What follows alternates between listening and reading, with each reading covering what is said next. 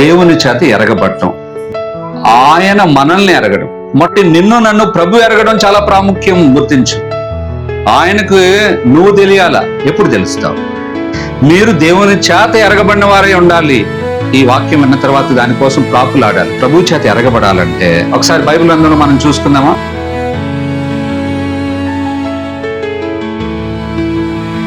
పరిశుద్ధ గ్రంథం నుండి గలతీయులకు రాయబడిన పత్రిక 4వ అధ్యాయం 9వ వచనం. ఇప్పుడు మీరు దేవుని ఎరిగిన వారును మరి విశేషముగా దేవుని చేత ఎరుగుబడిన వారునై ఉన్నారు గనుక బలహీనమైనవియు నిష్ప్రయోజనమైనవియునైన మూల పాఠముల తట్టు మరలా తిరుగునేలా మునుపటి వలె మరలా వాటికి దాసులై ఉండగోరనేలా. చదవబడిన ఈ లేఖన భాగంలో మొదటి భాగాన్ని మాత్రమే మనం ధ్యానించుకుంటాం. ఇప్పుడు మీరు దేవునిని ఎరిగిన వారును మరి విశేషముగా దేవుని చేత ఎరుగబడిన వారునై ఉన్నారు. అక్కడ వరకు మనం ధ్యానం చేసుకుందాం. ఇక్కడ గలతీ సంఘానికి అపోసిన పౌలు రాస్తూ ఈ మాట చెప్తున్నప్పుడు మనకు కొంతవరకు అర్థం అవుతుంది. ప్రభువు చేత ఎరగబడటం అనేది మన జీవితంలో మనం కలిగి ఉండాలి. ఒక గొప్ప వ్యక్తికి మనము తెలియబడటం అనేది చాలా గొప్ప విషయం. అందుకోసం ఇక్కడ 2 విషయాలు రాయబడతా ఉన్నాయి. దేవుని ఎరిగిన వారును దేవుని చేత ఎరగబడిన వారునై ఉన్నారు అనే మాట గలతీ సంఘస్థులు చెప్తున్నాడు. మన దేవుడు చెప్పాలి ఏమని? నేను పాల్జీవన్ని ఎరుగుదును, నా బిడ్డ నాకు తెలుసు అని చెప్పాలి కదా. ఒకసారి బైబిల్ అందులో మనం చూసుకుందామా? ఒక భక్తుడి జీవితంలో ఆయన్ని ఎట్లా దేవుడు ఎరుగును అని చెప్పాడో ఒకసారి చదువుదాం రండి. ఆదికాండం 18వ అధ్యాయం, జెనసిస్ చాప్టర్ 19th వర్స్. ఎట్లనగా యెహోవా అబ్రహామును గూర్చి చెప్పినది అతనికి కలుగు చేయనట్లు తన తరువాత తన పిల్లలను తన ఇంటి వారును నీతి న్యాయములు జరిగించు యెహోవా మార్గమును గైకొనుటకు అతడు వారికి ఆజ్ఞాపించినట్లు నేను అతని ఎరిగి ఉన్నాను. ఎవరిని ఎరిగి ఉన్నాడంటే దేవుడు అబ్రహాముని ఎరిగి ఉన్నాడు. గుర్తించండి కదా. కాబట్టి మనల్ని కూడా ఆయన ఎరిగిన వాడిగా ఉండాలి. గుర్తించండి. ఇంకొక మాట కూడా చదువుకుందాం. నిర్గమకాండం 33:12. మోషే యెహోవాతో ఇట్లనెను, చూడుము, నీ ప్రజలను తోడుకొని పొమ్మని నీవు నాతో చెప్పుచున్నావు గాని నాతో ఎవరిని పంపెదవో అది నాకు తెలుపులేదు. నేను నీ పేరును బట్టి నిన్ను ఎరిగి ఉన్నానని నా కటాక్షము నీకు కలిగినదని చెప్పితివి కదా. కాబట్టి ఇక్కడ మోషే గారితో కూడా చెప్పాడంట ప్రభు. ఏమని చెప్పాడు? నీ పేరును బట్టి నిన్ను ఎరిగి ఉన్నాను అని కదా. గుర్తించండి. ఈరోజు నీతో నాతో కూడా ప్రభు ఇట్లా చెప్పగలగాలి, దేవుడు నేను ఎరిగి ఉన్నాను నిన్ను అని. బైబిల్లో ఒక చోట ఇలా రాయబడతా ఉంది. Matthew's gospel chapter 7:21. ప్రభువా ప్రభువా అని నన్ను పిలుచు ప్రతివాడును పరలోక రాజ్యంలో ప్రవేశింపుడు గాని పరలోకమందున్న నా తండ్రి చిత్త ప్రకారము చేయువాడే ప్రవేశించును. ఆ దినమందు అనేకులు నన్ను చూచి ప్రభువా ప్రభువా మేము నీ నామమున ప్రవచింపలేదా, నీ నామమున దయ్యములను వెళ్ళగొట్టలేదా, నీ నామమున అనేకమైన అద్భుతములు చేయలేదా అని చెప్పుదురు. అప్పుడు నేను మిమ్మను ఎన్నడూ ఎరుగను, అక్రమము చేయవారులారా నా యొద్ద నుండి పొండి అని చెప్పుదును. ఈ మాట గమనించండి, ఎంత చక్కగా రాయబడి ఉందో. నేను మిమ్మల్ని ఎన్నడూ ఎరుగను అని చెప్తాడంట కొంతమందిని. వాళ్ళు ఏమంటారంట, ప్రభు నీ నామమునే అన్నీ చేశాంగా, నీ నామను ప్రవచించాం, నీ నామను దెయ్యములు వెళ్ళగొట్టాం, నీ నామను అద్భుతములు చేశాం, అన్నీ చేస్తూ ఉంటే అక్కడ నుంచి వచ్చే ప్రతిస్పందన ఎలా ఉంది? నేను మిమ్మను ఎరగనంటే పర్లేదు, అక్కడ కరెక్ట్ చదవాలి. మీరు ఎన్నడూనూ ఎరగనంటే అర్థం ఏంటి? అసలు ఎవరు మీరు? ఎట్లా ఉంటుంది అది?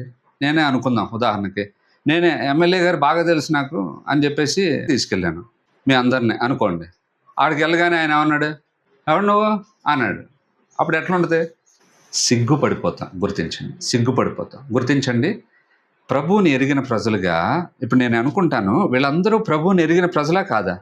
నీ నామున అద్భుతములు చేశాము, నీ నామున దెయ్యములు వెళ్ళగొట్టాము, నీ నామున ప్రవచించాము, ఇవన్నీ చెప్పిన వాళ్ళు ప్రభువుని ఎరిగిన ప్రజలు అంటారా కాదా? ప్రభువుని ఎరిగిన ప్రజలే, కానీ ప్రభు ఎరిగిన ప్రజలు కాదు. అర్థం చేసుకోండి ఇక్కడ వ్యత్యాసం. ప్రభువుని వీళ్ళు ఎరుగుదురు కానీ వీళ్ళని ప్రభు మాత్రం ఎరగడంట. అందుకోసం ఈ మాటలు చెప్తున్నాను. కాబట్టి నిన్ను నన్ను ప్రభు ఎరగడం చాలా ప్రాముఖ్యం. గుర్తించు, ఆయనకు నువ్వు తెలియాలా. మొదట ప్రభు చేత ఎరగబడాలంటే 2 తిమోతి 2వ అధ్యాయం 19వ వచనం, ఆయనను దేవుని యొక్క స్థిరమైన పునాది నిలకడగా ఉన్నది. ప్రభువు తన వారిని ఎరుగును. చాలా స్పష్టంగా రాయబడి ఉంది. He no his people.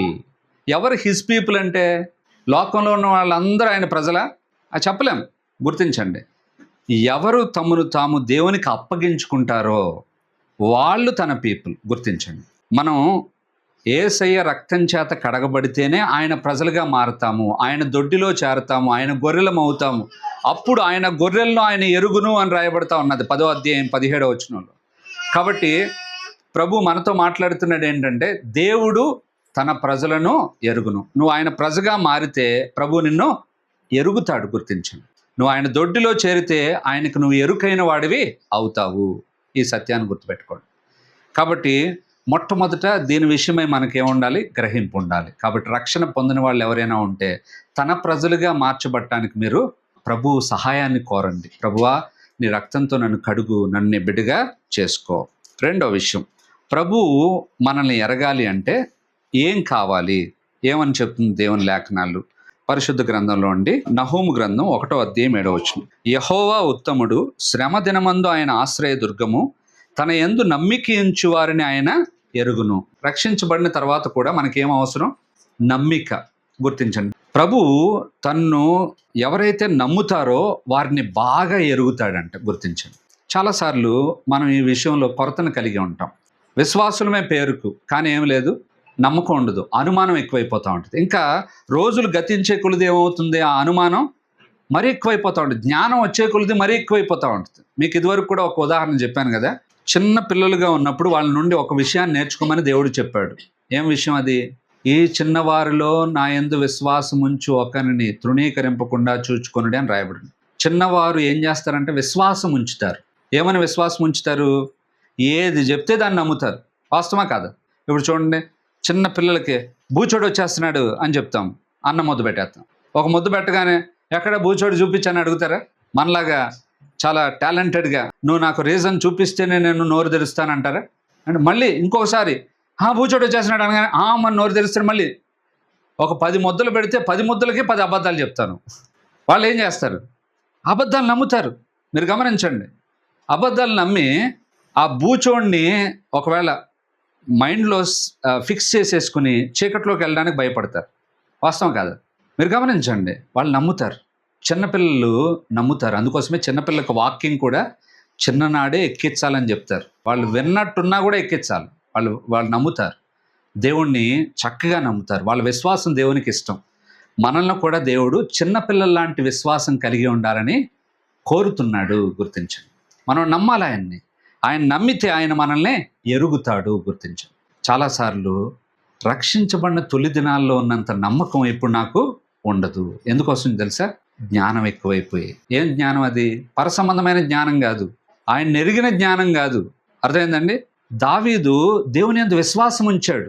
గొల్యాతును ఎదుర్కొనేటప్పుడు ఉంచాడా లేదా? ఆయన్ని విశ్వాసం ఉంచడానికి, అంత గొప్ప విషయానికి విశ్వాసం ఉంచడానికి ఆయనకు దోహదపడిన విషయాలు ఏంటి? సింహం సందర్భం, ఎలుగుబంటి సందర్భం. చాలాసార్లు మీకు చెప్పాను.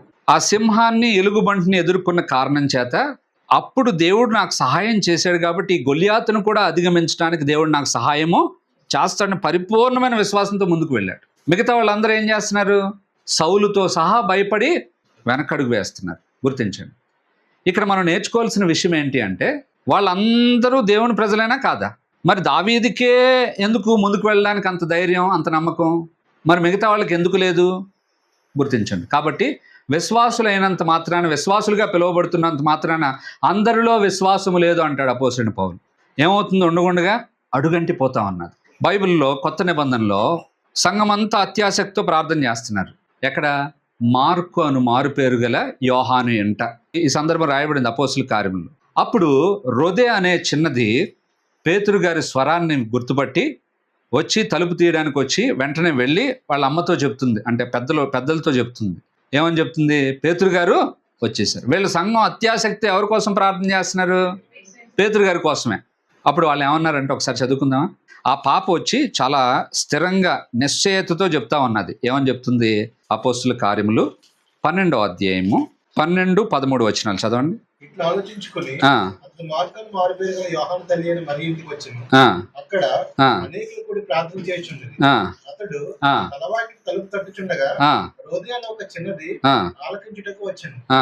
ఆమె పేతురు స్వరము గుర్తుపట్టి గుర్తుపట్టి సంతోషం చేత చేత తీయక ఆ, లోపలికి పరిగెత్తుకుని పోయి ఆ, పేతురు తలుపు దగ్గర నిల్చున్నాడని తెలిపాను. ఆ, అందుకు వారు, ఆ. నీవు పిచ్చిదాని అనేది. చూసారా ఏమన్నారు? ఏమనాలి? హా, పేతురు వచ్చాడా? నిజమేనా? మా ప్రార్థన ఆలకించబడింది, వావ్ అనాలి కదా. కానీ ఏమంటున్నారు? పిచ్చిదానా, పేతురు గారు రావడం ఏంటి? ఒకసారి ఆలోచించండి. ఆదిమ సంఘం వాళ్ళే అట్లుంటే మనం ఎట్లుంటాం? ఇది వాస్తవం. పిచ్చిదానా అని ఎందుకు అన్నారంటే, పేతురు గారు రావడం ఏంటి? పేతురు గారు 4 చతుష్టయముల మధ్య బంధించబడి ఉన్నాడు, ఆయన రావడం ఏంటి అన్నట్టు. అర్థమైంది మీకు? ఏదో ప్రార్థన చేయాలి కాబట్టి చేస్తున్నాం. కాబట్టి ప్రభువును నమ్మడం అంటే క్రియలలో కనపడాలి ఆ లక్షణం, బోధలో కాదు. ఇప్పుడు నేను బోధిస్తున్నాను, బట్ ప్రాక్టికల్ లైఫ్లో దాన్ని కనపరచాలి. ఇలాంటి సందర్భాలు ఎదురైనప్పుడు మనకు నమ్మిక అక్కడ ఉంటుంది. నమ్మడానికి హేతు కనిపించకపోయినా నమ్మడం, అది దేవుడు నీతిగా ఎంచుతాడు మన జీవితంలో. అబ్రహాంకి అది ఉన్నది. తనకు ఎక్కడికి వెళ్ళాలో తెలియదు, తాను వెళ్ళే స్థలం ఏంటో తెలియదు, కానీ అడుగు ముందుకు వేసాడు. అది నమ్మకం. అంత బ్లూ ప్రింట్ చూపించేనాయన అప్పుడు నేను అడుగేస్తాను అనేది నమ్మకం కాదు. గుర్తుపెట్టుకో, చాలాసార్లు మనం ఇది అడుగుతూ ఉంటాం, ప్రభువా మొత్తం క్లియర్ పిక్చర్ ఇచ్చేసే, అప్పుడు వెళ్ళాలా లేదా అనేది బాగా ఆలోచించి నిర్ణయం తీసుకుంటాను. అర్థమైందా? అంటే ఎప్పటికీ నీకు బ్లూ ప్రింట్ రాదు. వాస్తవా కాదా? కనాను యాత్రా మార్గంలో ఇశ్రాయేలు ప్రజలను ఎప్పటికప్పుడు తన మీద ఆధారపడేటట్లు దేవుడు చేశాడు. మార్గం కొరకు కూడా ఇది వరకు వారం రోజుల్లో వెళ్ళి వచ్చేసే మార్గం అది. మీరు గమనించండి, బైబిల్ కరెక్ట్గా చదువుతూ ఉంటే మీకు ఆదికాండంలో యాకోబును పాతి పెట్టడానికి యోసేపు వెళ్ళి వచ్చేసాడు రథాలు తీసుకుని. వాళ్ళ అన్నలు ఆ కనాన్ నుండే కదా వచ్చింది, ఐగుప్తుకు ధాన్యం కొనడానికి వచ్చారు, ఒకసారి వెళ్ళారు, మళ్ళీ వచ్చారు, మళ్ళీ వెళ్ళారు, మళ్ళీ వచ్చారు. 40 సంవత్సరాలు పట్టింది వాళ్ళకి? లేదు, కొన్ని రోజుల ప్రయాణం అది. కానీ దేవుడు ఎందుకు నడిపించాడు అట్లా? తన ప్రజలు ఏమవ్వాలా, వాళ్ళ స్థితిగతులు తెలుసు కాబట్టే దేవుడు ఏం చేస్తున్నాడు, వాళ్ళ పక్షంగా ఆలస్యం చేస్తూ నడిపిస్తున్నాడు. బట్ వాళ్ళలో నమ్మకాన్ని ఆయన కోరుతున్నాడు. ఇక్కడ మీరు గమనించండి, ఎప్పుడు కూడా దేవుడు పూర్తి పిక్చర్ నీకు ఇవ్వడు. తన మీద ఆధారపడతా ఉంటే ప్రతి క్షణానికి నిన్ను అడుగులు వేపిస్తాడు. అది అద్భుతంగా ఉంటుంది. పూర్తి పిక్చర్ మనకు తెలిస్తే నెక్స్ట్ టైం అసలు ఆయన మీద ఆధారపడం మనం. వాస్తవం కాదు. మనకి అనుకుందాం, కొన్ని అవసరాలు కనుక ఏర్పడకపోతే మనం ప్రార్థన చేస్తామా? అస్సలు చేయం. ఎన్నో అవసరాలు ఉండి ఇబ్బందులు ఉండి కూడా మనం ఏం చేయం, సరిగా ప్రార్థన చేయం. కొద్దిమందికి ప్రార్థన అవసరం లే, ఎన్నో అవసరాలు ఉన్నాయి, ఎన్నో కష్టాలు ఉన్నాయి, ఎన్నో ఇబ్బందులు ఉన్నాయి, అయినా సరే బహుశా కొద్దిమంది విసిగిపోయి ప్రార్థన మానేసి ఉండొచ్చు, కొద్దిమందికి అంత ఆసక్తి లేక ప్రార్థన మానేసి ఉండొచ్చు. కానీ మనం గుర్తించాలి ఏంటంటే, మనం ప్రభువును నమ్మితే ఆయన మనల్ని ఎరుగుతాడు. నమ్మకం అనేది క్రియాపూర్వకంగా దేవుడు కనపడాలి. దేవుడు మన నమ్మకాన్నే కోరతాడు. గుర్తుపెట్టుకోండి, ఎప్పటి వరకు? రక్షించబడిన నాడు కాదు, అంతిమంగా నువ్వు యాత్రను ముగించేటప్పుడు కూడా విశ్వాసాన్ని అక్కడ పెట్టి వెళ్ళాలి. ఒక మాటలో చెప్పాలంటే అందుకోసమే అపోస్తలుడైన పౌలు అన్నాడు, 4వ అధ్యాయం 2వ తిమోతి పత్రిక 7వ వచనంలో, విశ్వాసమును కాపాడుకొంటిని. ఏమన్నాడు? విశ్వాసాన్ని నేను ఏం చేశాను? ఎన్నో అగ్ని బాణాలు అపవాది వేస్తే వాటన్నిటిని అధిగమించి నేనేం చేశాను? నన్ను కాపాడుకున్నాను, విశ్వాసాన్ని కాపాడుకున్నాను. అనుమానపు అగ్ని బాణాలు సాతాన్ని పైన వేస్తాడు. అసలు దేవుడు ఉంటే ఇలా ఎందుకు జరుగుతుంది నీ జీవితంలో అంటాడు. అసలు దేవుడు నీ పక్షాన ఉన్నాడా? అసలు నువ్వు దేవుని బిడ్డవేనా? ఇలాంటి ఆలోచనలు కూడా కలగజేస్తూ ఉంటాడు. ఇప్పుడు ఈ వాక్యం అంటున్నాడు, నిన్ను అసలు దేవుడు ఎరుగునా? చెప్పేదేమో పాజిటివ్ సైడ్, కానీ మనల్ని ఏం చేస్తాడు? అసలు నిన్ను దేవుడు ఎరుగునా? నువ్వు అసలు వేస్ట్ అనుకుంటాను, దేవుడి చేత ఎరగబడకపోతే ఇంకెందుకు ఈ భక్తి, ఎందుకు ఈ జీవితం అని చెప్పి పూర్తిగా నిరాశపరిచే పరిస్థితులను కలుగజేస్తూ ఉంటాడు. గుర్తించు, సాతాను మాట వినొద్దు. దేవుడు నిన్ను ఎరగాలి అంటే నువ్వు ఆయన మీద నమ్మకం ఉంచు. చిన్న పాపలాగా ఆయన మీద ఆధారపడు. చిన్న పాపలు ఏం చేస్తారు? పూర్తిగా తల్లిదండ్రుల మీద ఆనుకుంటారు. గుర్తించండి, నేను ఒక ఎగ్జాంపుల్ చెప్పాను ఇది వరకు. చిన్న పిల్లల్ని ఇలా ఎత్తుకుని ఎగరేస్తే ఏం చేస్తారు? వాళ్ళు ఏడుస్తారా, నవ్వుతారా? తప్పకుండా నవ్వుతారు. మామూలుగా చాలామంది చేసే ఉంటారు. చిన్నపిల్ల హల్కాగా ఉంటే ఏం చేస్తాం? ఎగరేస్తాం. ఎంత కేరింతలు కొడతారంటే అంత కేరింతలు కొడతారు. అదే చిన్నపిల్లలు కొంచెం పెద్ద అయిన తర్వాత, ఇప్పుడు నన్ను ఎవరైనా ఎత్తుకుని ఎగరేస్తానంటే నేనేం చేస్తాను? కేరింతలు కొడతానా? బొబ్బలు కొడతాను, రొమ్ము కొట్టుకుని ఏడుస్తాను. అమ్మో నన్ను చేస్తారు, నాకేమైపోద్దు. అర్థమైంది మీకు? ఎందుకని? బహుశా నన్ను కూడా చిన్నప్పుడు ఏం చేసుకుని ఉండొచ్చు, ఎత్తుకుని అలా అంటే నేను నవ్వు ఉండొచ్చు, బట్ ఇప్పుడు నవ్వలేను. ఎందుకో తెలుసా? నాకేమైపోయింది, జ్ఞానం వచ్చేసింది. ఈ జ్ఞానం ఏం చేస్తంటే ఒకవేళ వాడు పడేస్తే అనే అనుమానాన్ని తీసుకొస్తుంది. మీరు మీలో విశ్వాసం ఉందో లేదో పరీక్షించుకోండి అంటాడు అపోస్తలుడైన పౌలు హెబ్రీలకు రాస్తూ. మనం విశ్వాస భ్రష్టులుగా మారకూడదు. దేవుణ్ణి మనం అనుమానించకూడదు. అనుమానించమంటే ఆయన చేతుల్లో ఏం చేస్తున్నట్టంటే కట్టేసినట్టు గుర్తుపెట్టు. ఆయన మీద నమ్మకం పెట్టుకున్న వాడికి మాత్రం తప్పకుండా దేవుడు ఏం చేస్తాడు? కార్యము జరిగిస్తాడు. ఆయన తను నమ్మిన వారిని సిగ్గుపరచుడని వాక్యం సెలవిస్తుంది. కాబట్టి నేను ఒక తీర్మానం చేసుకున్నాను ఈరోజు. ప్రభు యొక్క విశ్వాస మార్గంలో, విశ్వాసంలో బలపడటానికి ప్రతి చిన్న విషయానికి ఆయన మీద ఆధారపడటం మనం నేర్చుకున్నాం. దీన్ని ప్రాక్టీస్ చేద్దాం దావీదులాగానే. ప్రతి చిన్న విషయానికి మీకు ఏదైనా అవసరం ఉంది, వెంటనే మోకరించి ప్రార్థన చేయండి. వాటి విషయంలో దేవుడిని అవసరం తీర్చగానే దేవుని మీద నీకు ఆటోమేటిక్గా ఏమవుతుంది? నమ్మకం కొంచెం ఏర్పడుతుంది. అది ఇంకొక పెద్ద విషయం కోసం దేవుని మీద ఆధారపడేటట్లు చేస్తుంది. అలా నీ విశ్వాస జీవితంలో నువ్వేమవ్వాలా? ప్రభువుకి ఇంకా సమీపసుడు కావాలి. ప్రభువు నిన్ను ఎరిగేటట్లుగా నీ బ్రతుకు మార్చబడాలి. నిన్ను గురించి సాక్ష్యం చెప్పాలి ఆయన. ఇదిగో నా బిడ్డ నా యందు ఎంత విశ్వాసం ఉంచుతాడు అని. గుర్తించండి. ఒకవేళ అలా విశ్వాసము మనం గనక క్రియాపూర్వకంగా ఉంచకుండా నాకులాగా వల్లించిన, మీకులాగా విని అప్పుడప్పుడు మాటల్లో దేవుడు ఎంత గొప్పవాడు, నమ్మకం ఉంచుదాం అని ప్రభు మీద కొన్ని మాటలు మాట్లాడితే ఆయన ఏం సాటిస్ఫై కాడు. కాబట్టి విశ్వాసం విషయంలో దేవుణ్ణి అడగాలి మనం. ప్రభువా, మా విశ్వాసాన్ని వృద్ధి పొందించు, మేము నిన్ను అనుమానించకుండా నమ్మేటట్లుగా నాకు సహాయము చేయి. 3 సంవత్సరాలు తిరిగాడు దేవునితో, కానీ ఏం చేస్తున్నాడు? దేవా, నీ చేతి వేళ్లలో ఆ గాయపు సందుల్లో వేలు పెట్టి చూస్తే తప్ప నేనేం చేయను, నేను నమ్మను. వాళ్ళందరూ పనికి మాలినోళ్ళు, వాళ్ళు అజ్ఞానులు, పామరులు. నేను ఎవరిని? స్కాలర్ని. కాబట్టి నేను చేతి గాయపు సందుల్లో వేలు పెడితే తప్ప నేను, ప్రభు ఏమన్నాడు? చూచి నమ్మువారి కంటే. అబ్బాయి, అంతా చూపిస్తే నమ్మేది నిజమైన నమ్మకం కాదురా. ఏ నమ్మకం కావాలి నాకు? చూడక నమ్మే నమ్మకం, నా పైన అచంచలమైన విశ్వాసం కావాలి. అలాంటి వాళ్ళని నేను ఎరుగుదును కదా. అబ్రహాముని ఎందుకు ఎరిగాడు దేవుడు? అబ్రహాంకి ఏమున్నది? విశ్వాస వీరుడు ఆయన, విశ్వాసులకు తండ్రి. కాబట్టి ఈరోజు మనం కూడా అది నేర్చుకుందాం. ఒకవేళ నిజంగానే మనకు కూడా క్రియల్లో విశ్వాసాన్ని చూపించలేకపోతున్నాం, నమ్మలేకపోతున్నాం, ప్రతిదానికి తల్లడిల్లిపోతాం. దేవుడు సమృద్ధిగా అనుగ్రహించినా కూడా ఏముండదు, మనకి తృప్తి ఉండదు. రేపు ఏమైపోద్దో నమ్మకం ఉండదు దేవుని మీద. నా భవిష్యత్తు ఏంటో, నా పిల్లల భవిష్యత్తు ఏంటో, ఏమైపోద్దో లేదు. ప్రభుకి అప్పగించుకో. ప్రభు చేతుల్లో ఉండటానికి ఇష్టపడు. తప్పకుండా దేవుడు సహాయం చేస్తాడు. నువ్వు కోట్లు వెనకేసుకున్నా నీ జీవితంలో నువ్వు క్షేమంగా ఉంటావని నీకేం లేదు భరోసా. డబ్బు రక్షించదు, వాస్తవం కాదు. కాబట్టి గమనించండి, కోట్ల కొలది సంపాదించిన వాళ్ళందరూ కూడా వాళ్ళ డబ్బుతో క్షేమంగా ఉన్నారా? కాబట్టి మన క్షేమం ఎవరిలో ఉంది? మన ప్రభువులో. మన క్షేమాధారం మన ప్రభువే. దావీదు భక్తుడు అంటాడు 16వ కీర్తన 2వ వచనం, నీవే నా క్షేమాధారము అని. ప్రభువే మన క్షేమాధారం. ఆయనకి హ్యాంగ్ అయి ఉన్నవాడిని దేవుడు ఆదుకుంటాడు.